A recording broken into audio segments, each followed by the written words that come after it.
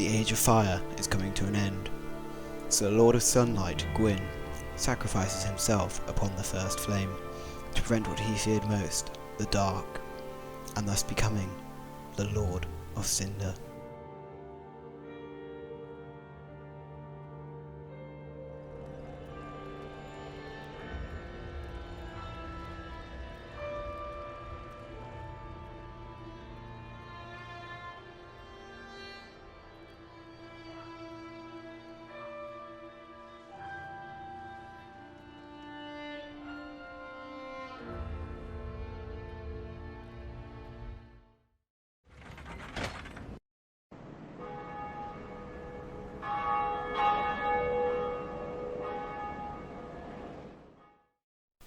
The kiln of the first flame has become a degenerated shell of its former self.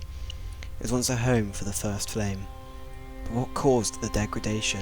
When Gwyn linked the fire, the first flame erupted, covering the kiln in ash and ruining much of the great mausoleum that once stood there. The chosen undead also linked the fire after he defeated Gwyn, and in doing this they destroyed what remained of the kiln, turning it into something else entirely. Succeed, the great Lord Gwyn, so that you may link the fire, cast away the dark, and undo the curse of the undead.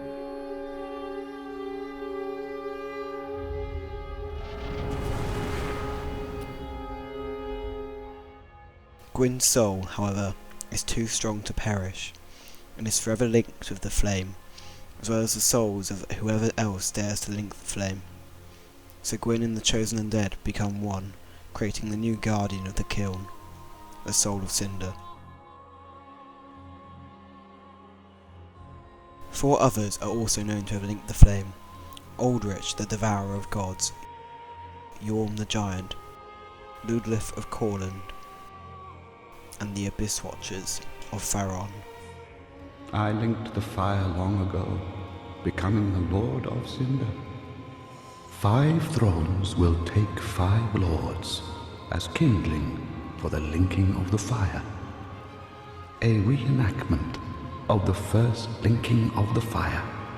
So it is, I became a Lord of Cinder. I may be but small, but I will die a Colossus.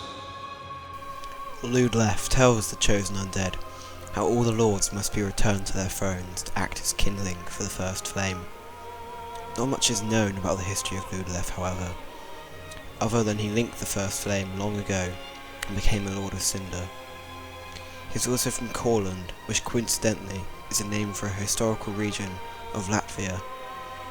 Perhaps this means that the world of Dark Souls is linked with Earth. But there are other lords that we know much more about, and to understand the soul of Cinder, we must understand who they were and what they do.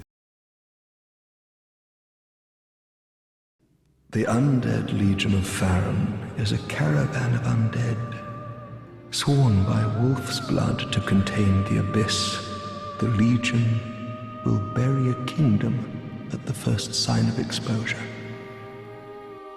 The Abyss Watchers are the leaders of the Undead Legion. They are mortal enemies of the Abyss, much like the one they followed. They have even been known to destroy entire kingdoms if they are even slightly exposed to the Abyss. Artorius, the Abyss Walker, is their idol, and they all shared in his blood until the Abyss Watchers took up their lordly duty and linked the fire.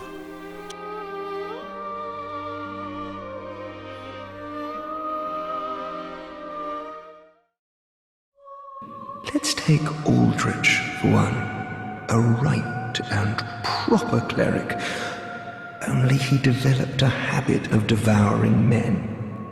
He ate so many that he bloated like a drowned pig, then softened into sludge. So they stuck him in the Cathedral of the Deep, and they made him a Lord of Cinder, not for virtue, but for might. Aldrich, infamous for his appetite of flesh, apparently had a desire to share with others his joy of drinking the final shudders of life, while luxuriating in his victim's screams. When we first encounter Aldrich, he is taken on the form of Gwyndolin, the son of Gwyn. He is probably in the process of devouring him, as it is stated that Pontiff Sullivan made the decision of imprisoning Gwyndolin in Anolondo to be fed to the almighty devourer. Aldrich was locked up and forced to become Lord of Cinder, as opposed to willingly sacrificing himself or becoming cursed. Yhorm, old friend. I, Siegward of the Knights of Catarina, have come to uphold my promise.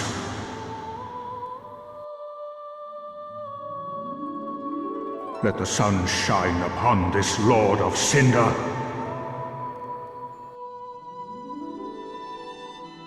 Yhorm is a descendant of a mighty conqueror, but was asked by the very people once subjugated to lead them, serving as both a weighty blade and a stone-hard shield.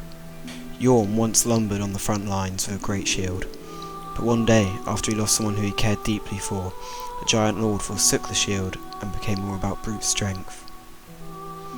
Yhorm also once wielded 2 storm rulers, a sword used for taking down giants.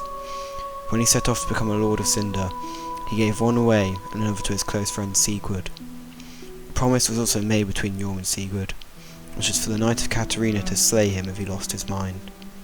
So Yhorm set out and became Lord of Cinder, and was laid to rest in the profaned capital, until he was awoken by the Bell of Awakening.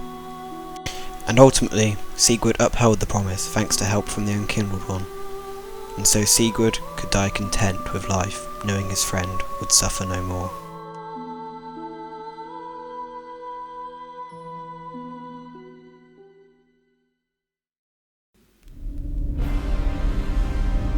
Oh dear, another dogged contender.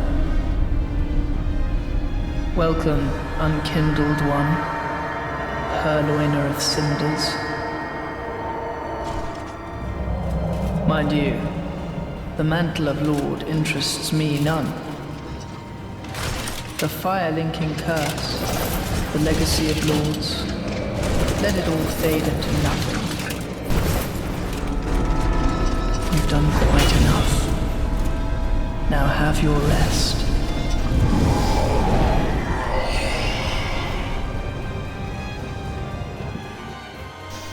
Prince Lothric is a result of his bloodline's long history with an obsession with creating the perfect heir to link the flame. However, when the time came for Lothric to take up his duty as the Lord of Cinder, he chose not to, and he and his brother began to watch the flame fade. This however left them cursed, and they were forever to be bound together. Lorion, Lothric's elder brother, became crippled and a mute because of this curse. But Lorion would let no harm come to his brother, even though he is a cripple, and will always be found at Lothric's side, until the very end. Perhaps if Lothric wasn't being pressured into linking the flame from birth, he may have actually linked the flame. Maybe even Lorion would have taken his place, as we were shown that Lorion would do anything for his brother, even if it meant his own death. Lothric is also very strong in miracles, as he is able to teleport his brother around with ease, and even resurrects him if he is to fall in battle. His strength in miracles could mean that the prince's mother was in fact Guinevere, the Princess of Sunlight. Rise if you would, for that is our curse.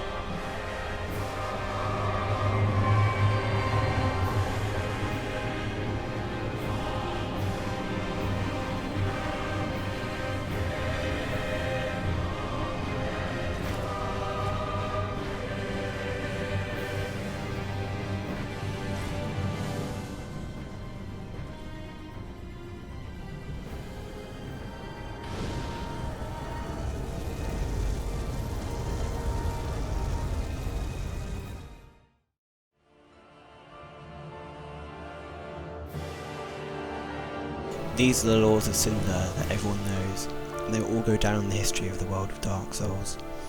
There is one more being that is far stronger than all of these great lords, for it is all of them combined in one. The kiln of the first flame will always have a guardian. With each time the fire is linked, the soul of who linked it joins with the soul of Gwyn. Its transposition created the soul of Cinder, an emotionless hollow shell strong enough to take on anyone who dares come to the kiln. When it is defeated, it will go back to its primal form in desperation to beat its adversary. This primal form is that of Gwyn, a god in the eyes of people, and a lord strong enough to best the ancient dragons. In this form, however, he is stronger than ever before, as he is imbued with the power of many souls of great beings and heroes. Some would even say that he is unstoppable and unrelenting. He won't stop until the challenger has been destroyed. And if he is defeated, well, the flame is in your hands. Unkindled one.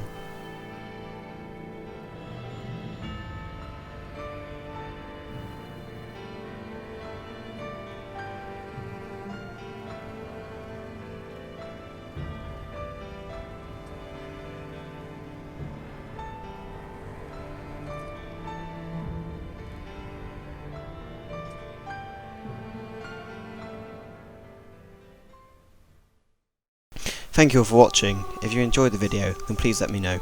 Also, I'd really appreciate if you like and share the video, and please get involved in the comments and let me know what I should do next. And I would really appreciate it if you checked out my other Dark Souls content. Oh, that range, jeez, GG. Yeah, the heavy attack has really